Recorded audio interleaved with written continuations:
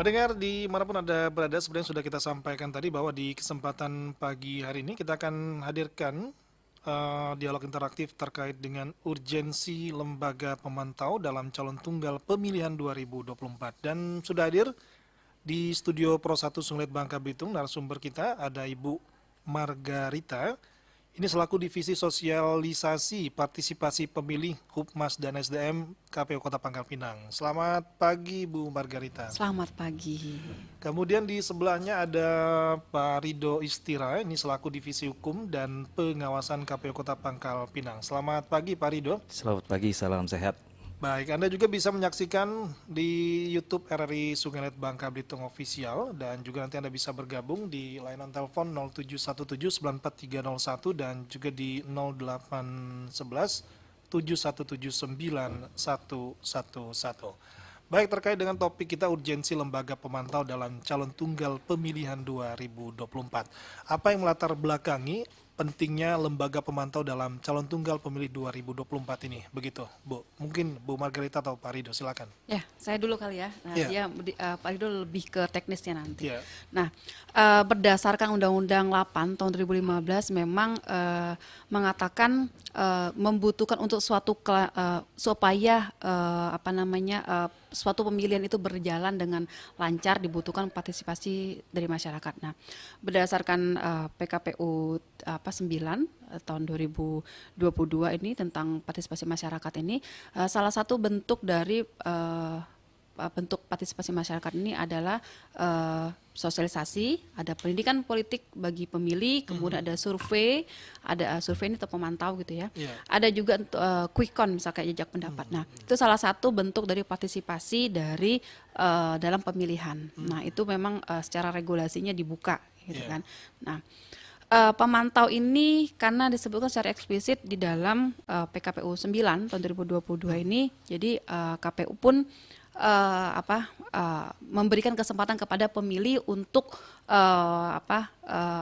mengambil peran-perannya dalam berpartisipasi untuk mengawasi khususnya untuk kita di Kota Pangkal Pinang calon tunggal. Jadi banyak yang tidak tahu bahwa calon tunggal ini bagaimana cara pengawasannya kayak gitu kan. Bagaimana cara pengawasannya, bagaimana cara untuk melihat ketika ada sengketa, ada selisih, ketika selisih kan orang nggak tahu nih. Kan calon tunggal ini kata hanya lawannya hanya sebuah kolom kosong, gitu kan, kolom kosong yang tidak bergambar gitu. Nah, ketika memang terjadi di lapangannya, misalnya terjadi kecurangan, persepsi kecurangan, kemudian ada selisih perhitungan gitu kan. Nah, bagaimana gitu, siapa yang akan mendaftarkan permasalahan ini ke ranah misalnya MK salah satunya, Mahkamah Konstitusi. Nah, inilah dibuka ruang oleh undang-undang dan peraturan melalui pemantau. Ini makanya sudah sesuai dengan judul kita, urgensi pemantau pemilihan dalam untuk calon tunggal, karena banyak yang tidak tahu tugas kami untuk mensosialisasikan hal ini gitu. Jadi masih banyak sekali ketika kita sosialisasi orang berpikir ini si kotak kosong ini atau kolom kosong ini kan nggak punya orang kayak saksi peserta gitu kan. Nah, ini ruangnya ada loh ruangnya itu, jadi didaftarkan di KPU menjadi pemantau. Nah, untuk lebih teknisnya mungkin nanti Pak Rido karena baru pulang nih dari Abimtek MK, jadi bisa dia mengedukasikan kita bagaimana sih sebenarnya pemantau itu dan syarat-syaratnya apa dan apa sih wewenang-wewenangnya gitu. Baik. Silakan nih Pak Rido, mungkin apa lembaga pemantau ini dan cara pendaftarannya bagaimana? Silakan. Ya, terima kasih Bu Margarita. Yang pertama, lembaga pemantau ini sebenarnya diawasi oleh Mahkamah Konstitusi langsung ya Pak. Berdasarkan peraturan MK nomor 4 itu mengatur tentang pemantau. Pemantau itu ada dua lembaga, dari pemantau Bawaslu dan dari pemantau KPU. Cuma perbedaan dari pemantau Bawaslu ini mungkin teknis di lapangannya seperti kalau dia terakreditasi oleh KPU langsung sebagai pemantau, dia berhak untuk mengawasi semua tahapan-tahapan pilkada.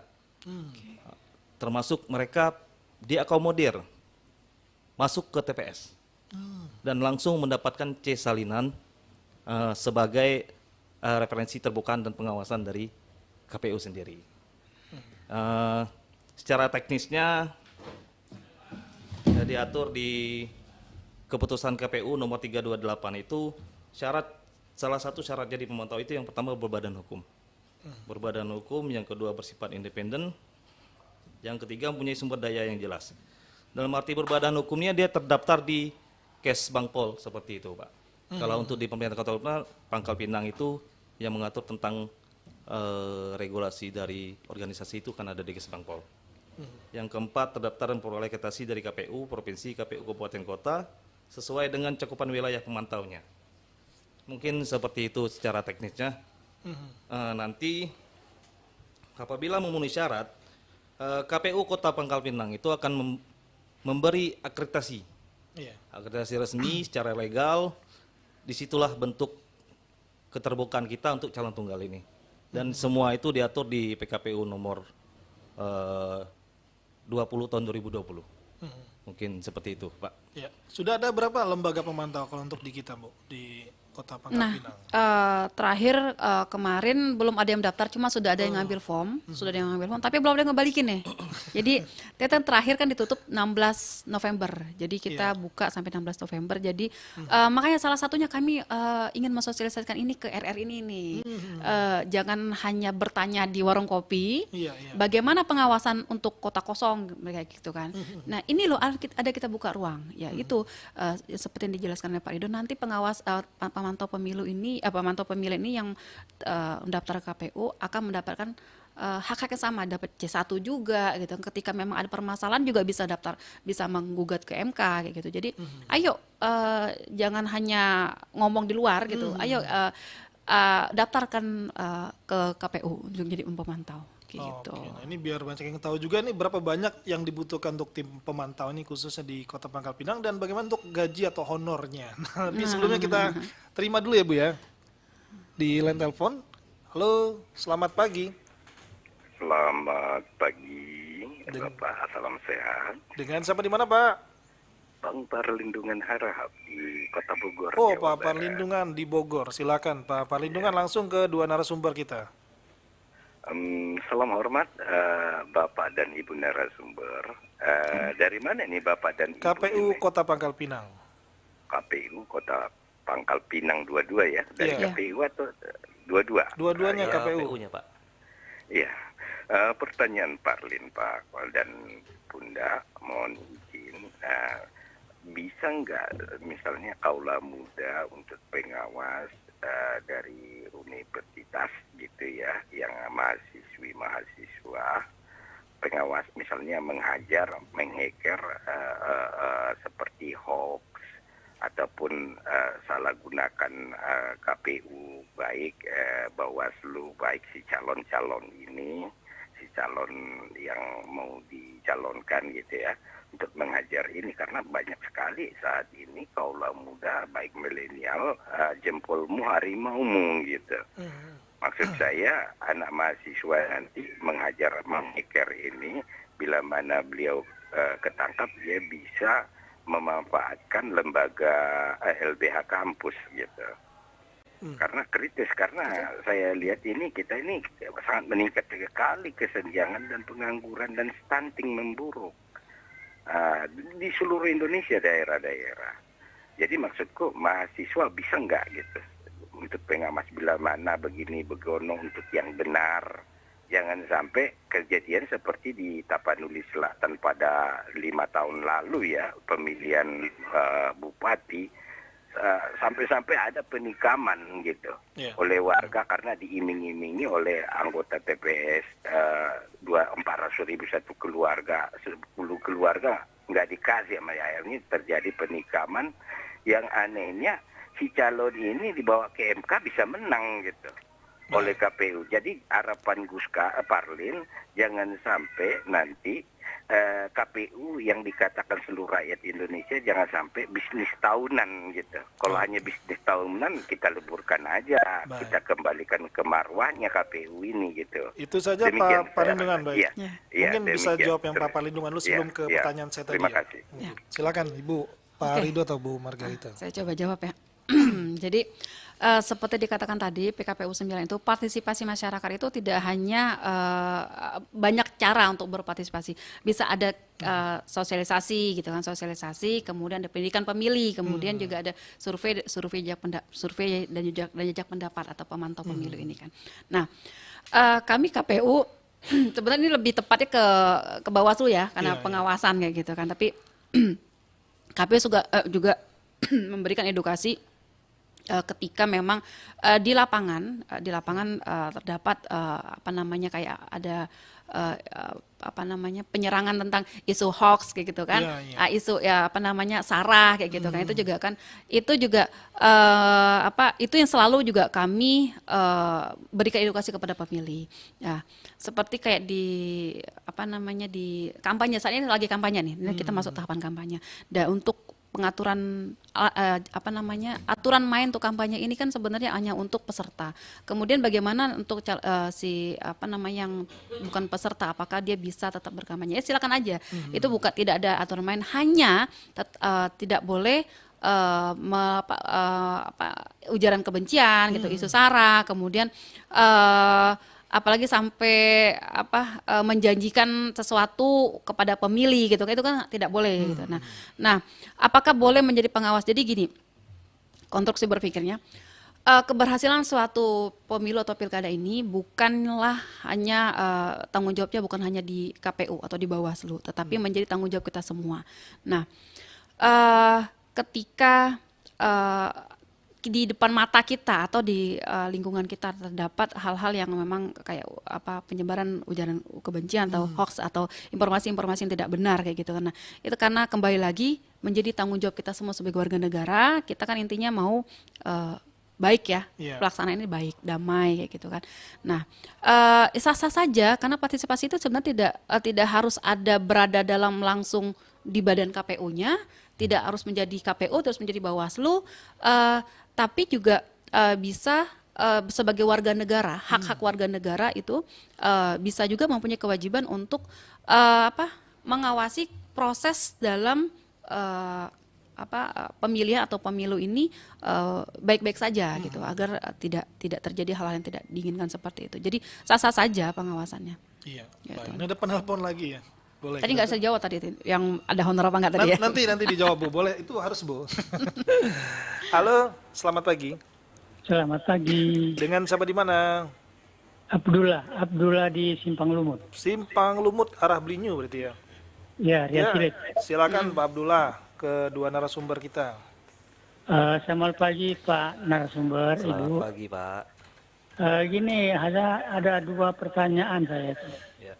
Pertama, untuk menjadi pengawas dari Pemantau. Pemantau Pak. pemantau gitu.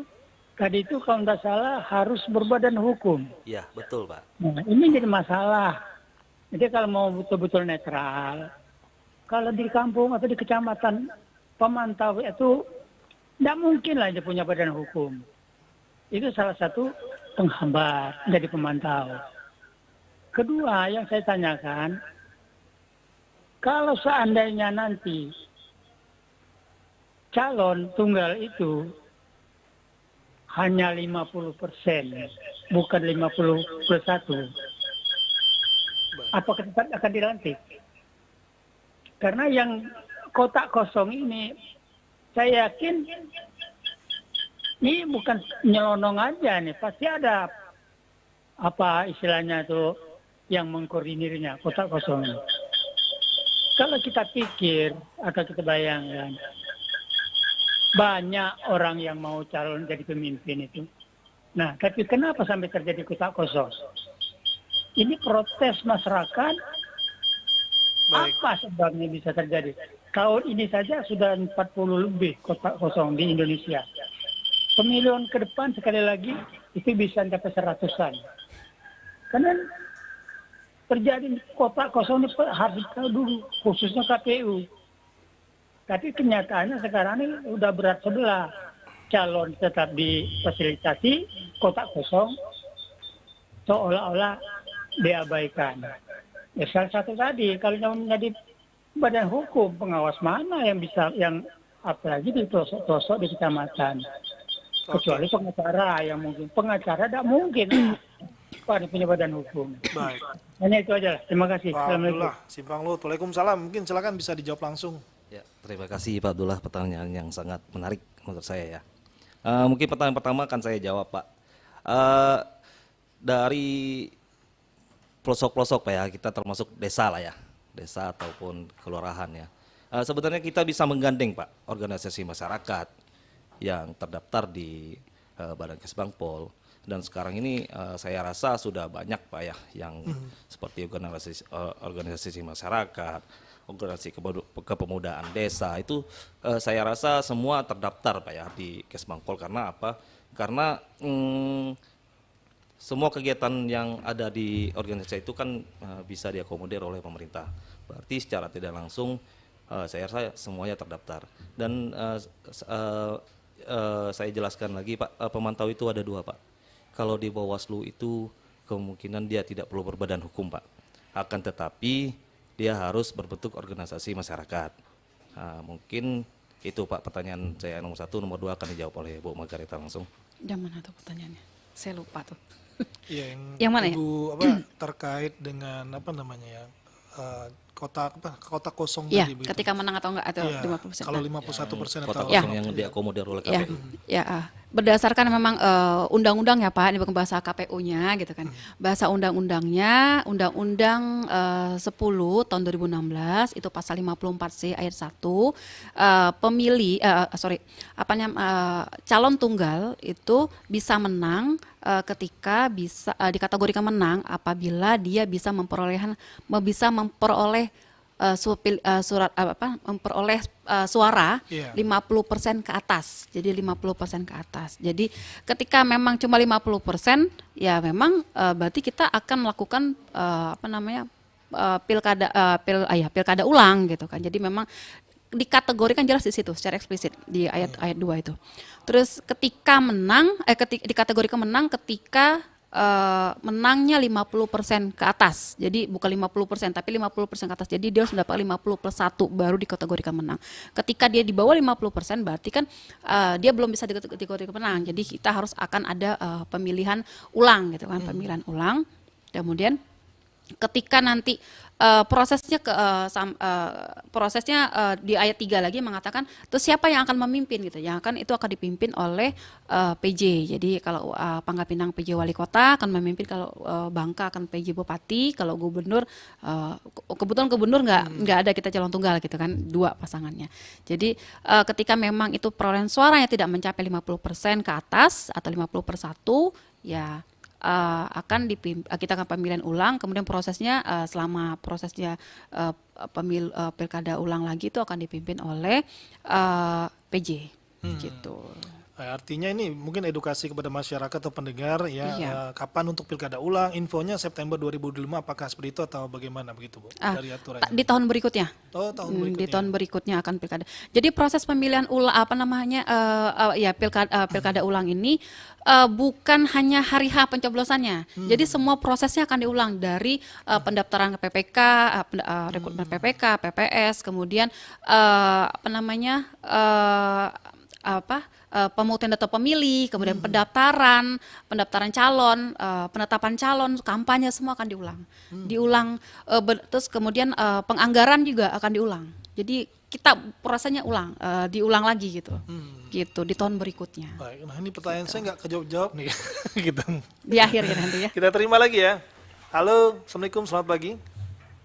Waalaikumsalam, selamat pagi. Perlindungan harap lagi mau tanya. Oh, kepada silakan Ibu. singkat saja Pak Ya. Palindungan. Iya. Mohon izin Bu, kalau nggak sampai 50% pemilihan ulang lagi gimana itu Bu? Saya rasa sudah bisa ditunjuk oleh Bapak Presiden memerintahkan Menteri Dalam Negeri untuk melantik siapapun dia gitu. Jangan sampai ada pemilihan ulang lagi, orang yang nggak sampai cuma satu aja calonnya kan, hanya melawan kota kosong. Anggaran kita mau diperas lagi dari rakyat gitu. Iya. Itu aja Oke. saya rasa. Iya, paham. Mohon ini dipertimbangkan. Ya, Iya. demikian. Terima kasih. Paham. Nah, ini mungkin edukasi yang harus diberikan Iya, terus. iya, Mungkin makanya apa hari dari ini, KPU, silakan. iya, hari ini Iya. terima kasih juga kepada RRI ya, udah memberikan wadah bagi kami Topiknya untuk menarik. Iya, silakan. wah. Jadi itu bahasa undang-undangnya Pak. Saya tadi katakan bukan bahasa kami. Jadi ketika ini undang-undang mengatakan Undang-Undang 10 tahun 2016 ini ayat pasal 54C ayat 2. Jadi itu jelas secara eksplisit dikatakan ketika memang pemilih misal dua pasangan nih satu pasang calon satu calon tunggal ini bisa dikategorikan menang ketika memang mendapatkan perolehan suara 50% ke atas. Jadi kalau misalnya tidak sampai 50% ke atas atau 50+1 ya kita akan melakukan pemilihan ulang. Pemilihan ulangnya itu semua prosesnya diulang. Nah, bagaimana tentang anggarannya gitu kan? Nah, kita kan KPU ini kan melaksanakan penyelenggaraan pemilu atau pilkada ini ada salah satu prinsip atau azas kami itu efisien dan efektif. Nah, gitu. Nah, penggunaan anggaran ini tetap kami nanti kan kita akan duduk bareng dengan Pemda, kemudian duduk bareng dengan Pemda kita akan memfilter mana-mana kegiatan kita yang sebenarnya lebih efektif. Ya. Jadi penggunaan anggaran itu akan benar-benar digunakan secara seefisien mungkin dan selegowonya kedua belah pihak antara KPU, Bawaslu dan Pemda ketersediaan anggaran, tapi tidak menyampingkan prinsip atau azas dari efektif dan efisiennya gitu. Jadi karena Pemda yang tidak punya duit, kemudian ya udah seada-adalah gitu kan kegiatannya tidak esensi dari pilkadanya tidak dapat. Jadi benar-benar prinsip efisiensi dan efektif itu akan balance dalam penggunaan anggaran. Mau suka nggak suka, mau nggak mau, kami juga di KPU alhamdulillah lelah gitu kan dari pemilu kita belum selesai, udah beririsan dengan pilkada. Ketika nanti ada pilkada ulang lagi, tapi mau nggak mau, suka nggak suka, dari Pemda, dari KPU, dari Bawaslu akan tetap melaksanakan itu karena itu adalah mandat undang-undang. Gitu. Luar biasa. Jadi ini terus berjalan begitu ya Bu ya. Nah mungkin tadi terkait tadi Bu pertanyaan berapa yang dibutuhkan untuk tim pemantau dan honornya mungkin. Ya. Barangkali berapa Pak? Nggak ada batasan ya? Kalau untuk pemantau yang terdaftar di KPU itu nggak ada batasannya Pak. Oh nggak ada batasan. Terkait honorarium ya jelas apa ya, kita persyaratan yang ketiga itu mempunyai sumber dana yang jelas. Nah, Kalau untuk honorarium itu, kalau regulasi kita atau aturan dari KPU tidak mengatur hal itu. Karena pemantau itu yang pertama kan harus punya struktur organisasi. iya. Dan pada saat mendaftarkan itu semua harus dicantumkan termasuk nama saksi yang bakal memantau di dalam TPS. Jadi terkait honorarium itu mungkin itu dari organisasi pemantau tersebut. Oke. Jadi, Gitu. baik seperti itu jadi Bu ya. Ya, itu juga merupakan salah satu tantangan bagi KPU untuk mencari pemantau ini karena memang dalam proses pemantau ini kan ada operasional. Nah, itu sumber pendanaan untuk operasional pemantau itu menjadi salah satu hambatan bagi pemantau untuk mendaftarkan KPU. Jadi, tapi bagi kami sudah membuka ruang, undang-undang juga sudah ada ruang, dan ketika memang saya kira ada lah gitu kalau misalnya memang niat untuk menjadi berpartisipasi dalam mengambil ruang mengawasi atau berperan dalam berpartisipasi dalam untuk calon tunggal gini kan pemantau saya kira ada lah itu walaupun jadi tantangan saya kira nggak begitu signifikan untuk menjadi permasalahan bagi pemantau untuk masalah pendanaan.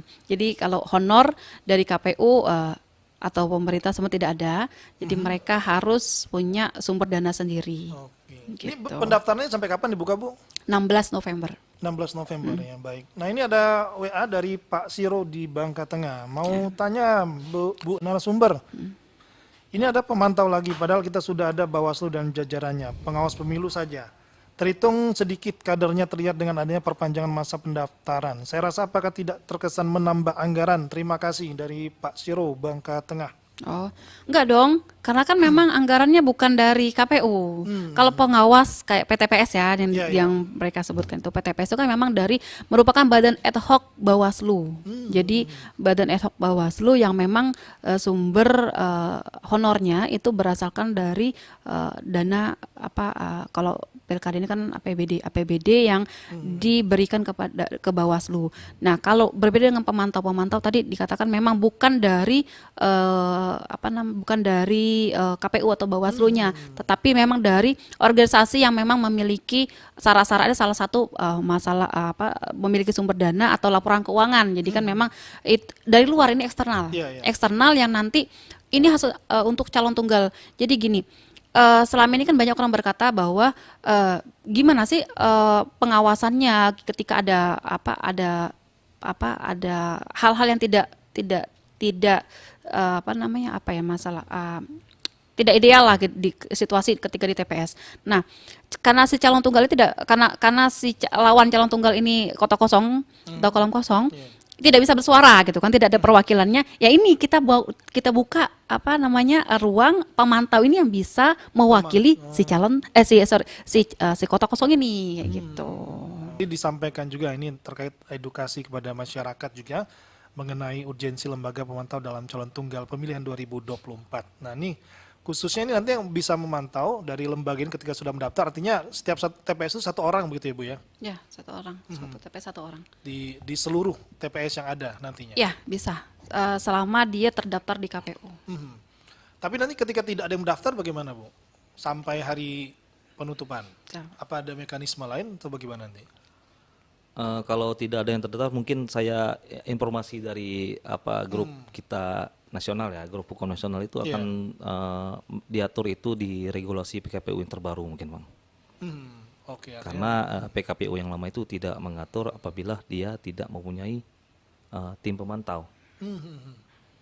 Oke, jadi seperti itu ya mekanismenya Pak ya, menunggu juga itu. Iya, yang jelas mungkin tidak bisa mendapatkan. Jadi Oke, kita katakan kalau di Pangkal Pinang relawan ya, relawan kota kosong ini ya jangan menganggap bahwa KPU ini partisipan ketika nanti tidak ada yang mendaftar, karena kami sudah membuka ruang dan kami sudah mensosialisasikan ini juga lewat medsos kami juga, lewat RRI juga gitu. Mungkin nanti kami akan sosialisasikan ke media sosial lainnya. Ketika memang tidak ada pada penutupan tidak ada pemantau, jadi jangan meminta hak-hak yang sama seperti si peserta gitu kan.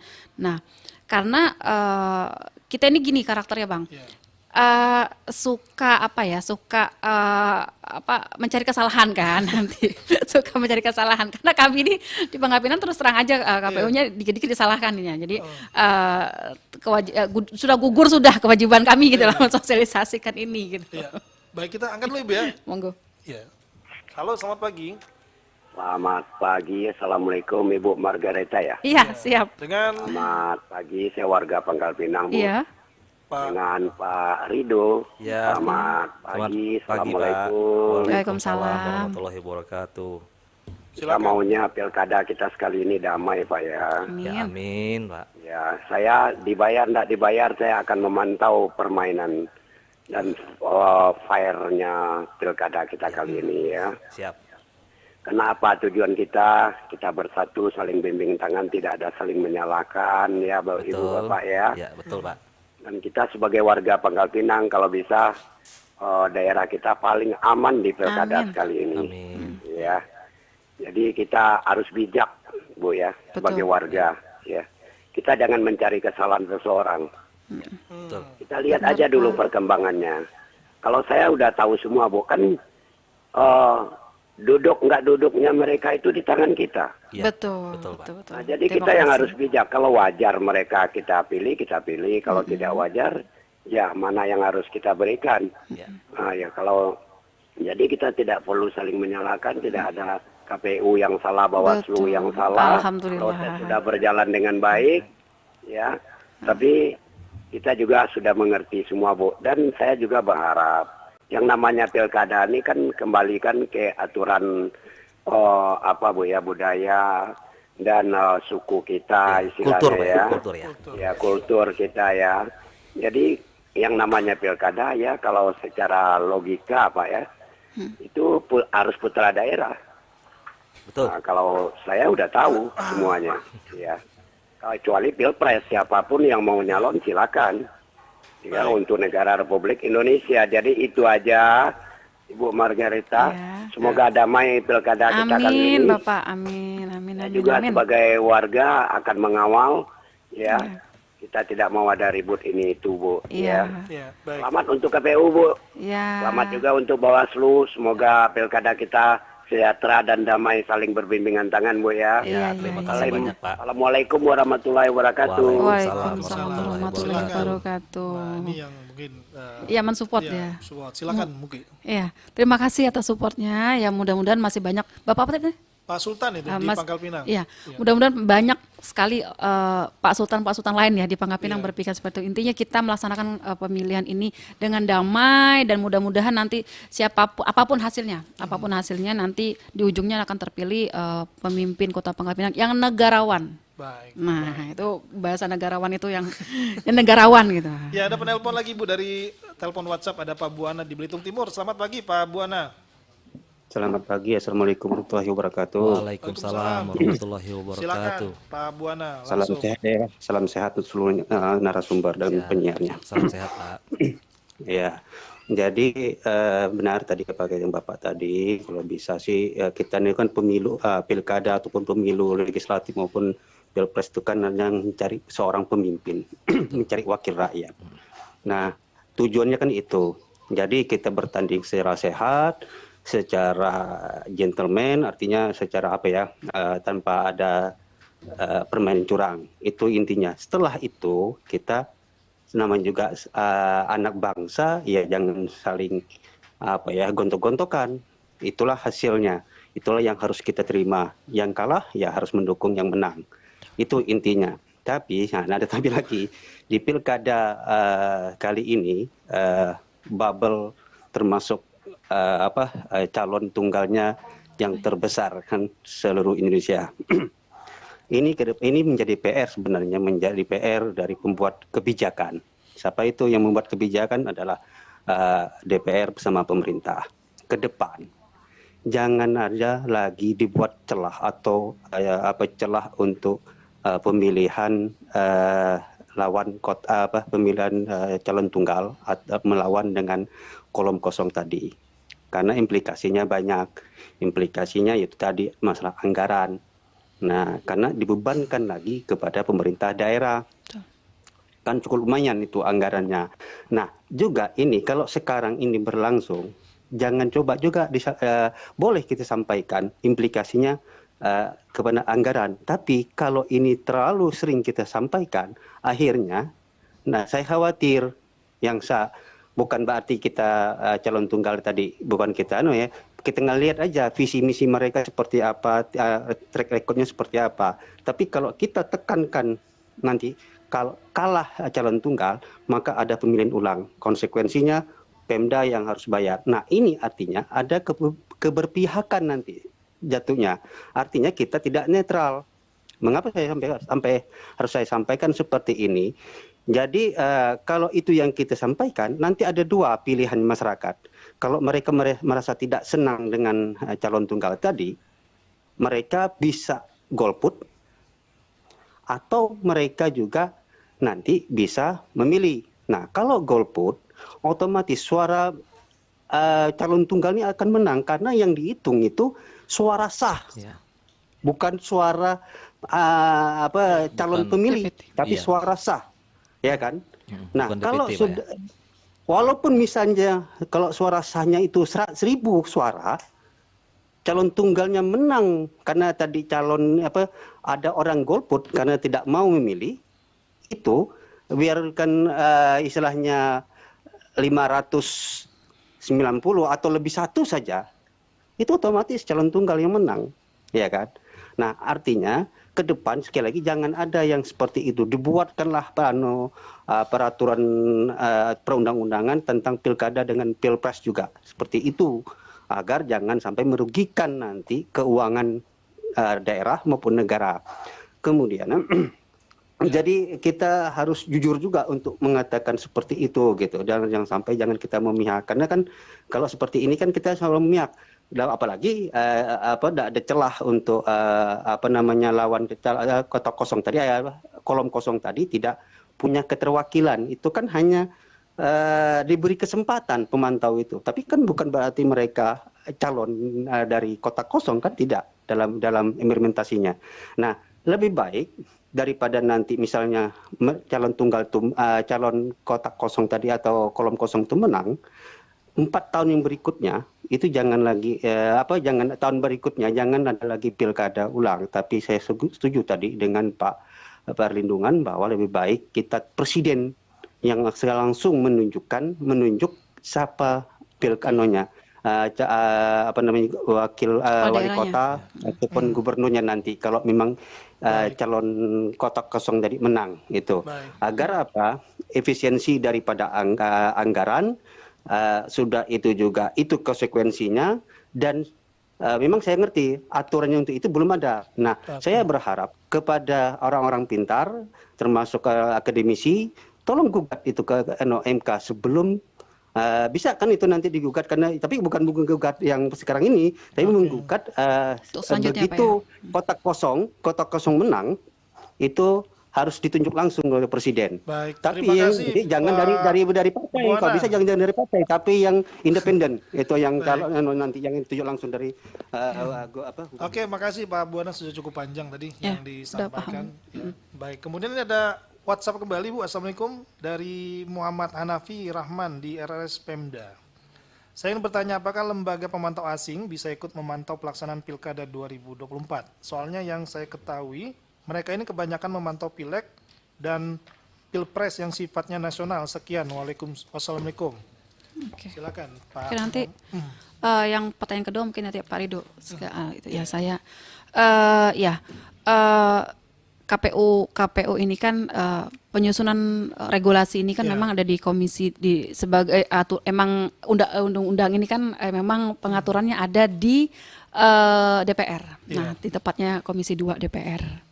Ini kalau kami ini KPU kota, kabupaten, provinsi bahkan itu memang pelaksana dari regulasi yang ada di atas. Jadi saya kira kemarin keputusan MK, ya mungkin keputusan MK itu terlalu mepet ya, terlalu dekat. Jadi tapi ada yang terselamatkan. Untuk di Bangka Belitung tadinya kita justru memiliki potensi 4 calon tunggal.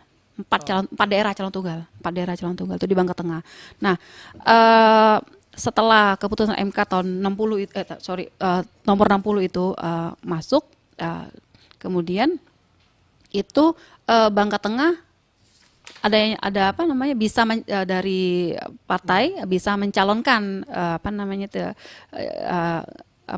bahasanya itu mereka tuh ya terselamatkan dari calon tunggal. Jadi mereka ada 2 calon. Nah, itu seandainya tadi mungkin keputusan MK agak lama ya, agak ada waktunya misal 1 minggu lebih gitu kan. Nah, mungkin akan lebih sedikit mungkin Pangkal Pinang, Bangka atau Bangka Selatan makin terselamatkan juga dari keputusan dari calon tunggal. Dan itu mungkin pembuatan revisi nanti kan ada wacana Undang-Undang 10 tahun 2016 dan 7 tahun 2017 ini kan akan dijadikan satu.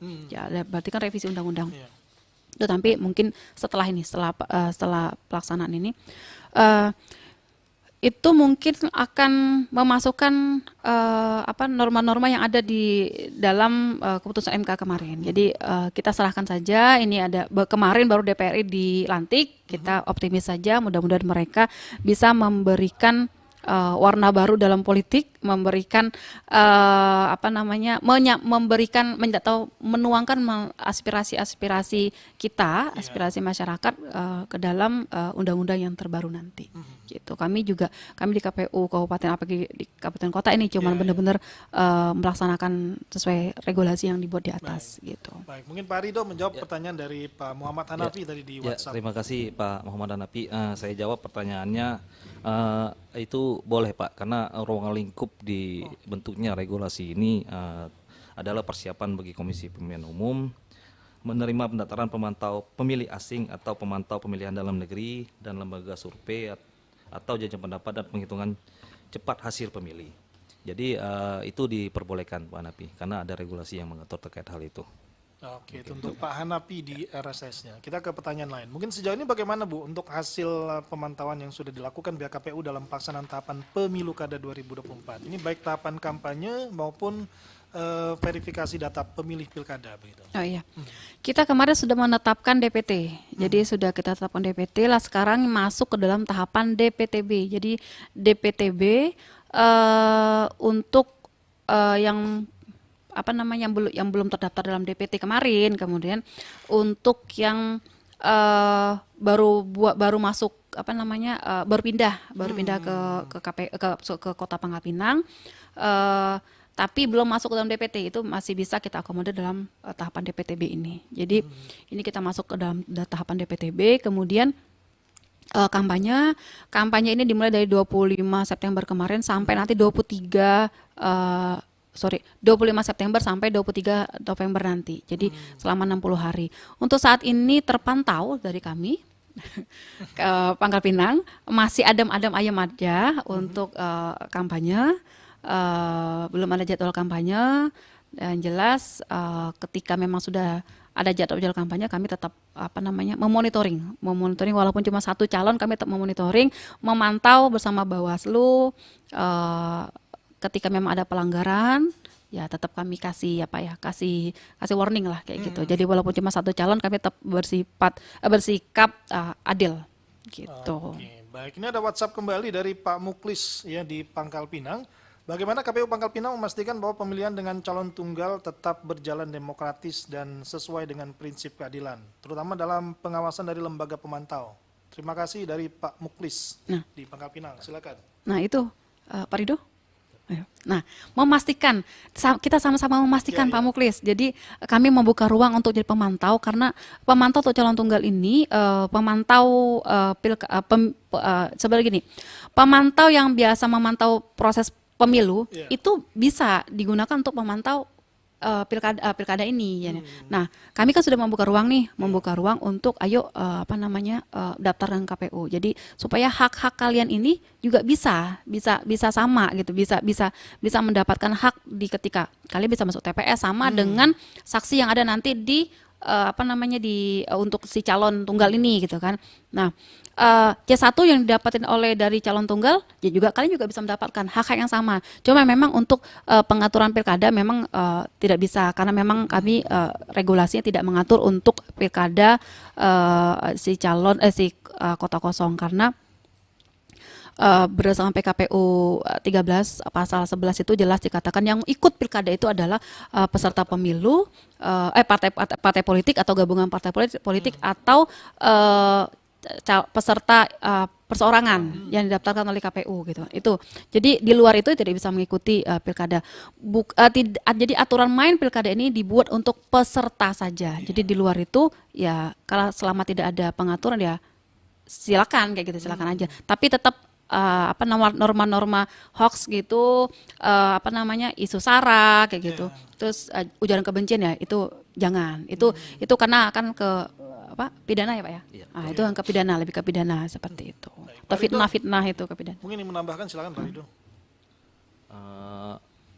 Terkait pidana tadi benar ya, hoax itu bisa ditindak di Sentral Gakumdu ya, yang ada di Bawaslu itu. Kami tidak punya kewenangan terkait hal itu, cuma kami bisa untuk berkoordinasi atau melaporkan hal tersebut ke Bawaslu, Pak. Mungkin itu aja tambahan dari saya. Nah, mungkin sebelum kita ke penutup, mitigasi kerawanan seperti apa yang sudah terpantau KPU Kota Pangkal Pinang maupun tim pemantau ya nantinya di dalam tahapan pilkada dengan calon tunggal ini, begitu? Apa nih kerawanan? Kerawanannya? Iya. Kerawanan sebenarnya di OSUS di Pangkal Pinang nggak rawan-rawan banget ya, hanya memang berdinamika, itu biasa lah dalam suatu perebutan kursi atau jabatan itu kan memang ada pergesekan kepentingan itu. Saya pikir kita berbeda dengan daerah Papua yang memang mungkin Papua atau Indonesia Timur yang mungkin memang rawannya benar-benar rawan gitu, rawan atau pembunuhan atau apa gitu, rawan karena saling mendukung gitu. Saya kira di Kota Pangkal Pinang kita optimis kalau kerawanan insya Allah bisa nggak rawan banget ya, karena memang kita juga alhamdulillah dibantu dari pihak kepolisian. Nah itu jadi ya salah satunya kami yang membuka sosialisasi pemantau ini salah satu mitigasi supaya juga kami juga nggak disalahkan juga itu sebenarnya, karena sebenarnya Pangkal Pinang ini juga berdinamika ya Pak ya, kemarin di pemilu ya kita banyak gugatan, ini salah satu mitigasi kami ketika memang tidak, kami sudah membuka ruang, itu saya sudah katakan kami sudah membuka ruang ketika memang tidak ada ya jangan mengatakan kami partisipan kayak gitu. Gitu. Baik Bu, penutup Pak Ridho dan Bu Margarita, mungkin himbauan kepada masyarakat, ayo datang ke TPS ya, damai, pokoknya jadikan kebahagiaan lah di pilkada. Silakan mungkin pada Pak Ridho dulu atau Bu Pak Ridho dulu. Ya, himbauan dari saya, jangan golput, ayo kita datang ke TPS, kita menentukan pemimpin daerah kita sendiri dan jangan sampai golput. Terima kasih. Baik, Bu Margarita silakan Bu. Ya. Kalau dari saya, jadi partisipasi ini kan berhubungan dengan legitimasi. Jadi semakin tinggi angka partisipasi berarti kepercayaan masyarakat terhadap kinerja atau proses KPU ini semakin tinggi, kan? Jadi partisipasi ini tidak hanya datang ke TPS mencoblos atau menjadi bagian dari KPU atau Bawaslu, tetapi juga kami membuka ruang untuk menjadi pemantau. Ayo awasi proses pilkada ini dari hilir sampai akhirnya ya semua proses sama-sama kita awasi. Ada satu ruang yang kami berikan yaitu pemantau pilkada. Ayo partisipasi di ruang itu. Oke, baik, terima kasih Bu Margarita dan Pak Ridho atas waktunya. Semoga ini bisa memberikan edukasi pada masyarakat kita terkait pilkada 2024 tahun ini di Provinsi Kepulauan Bangka Belitung, khususnya di Kota Pangkal Pinang. Kita akhiri kebersamaan kita dalam dialog interaktif kali ini. Sampai jumpa. Assalamualaikum warahmatullahi wabarakatuh. Waalaikumsalam warahmatullahi wabarakatuh.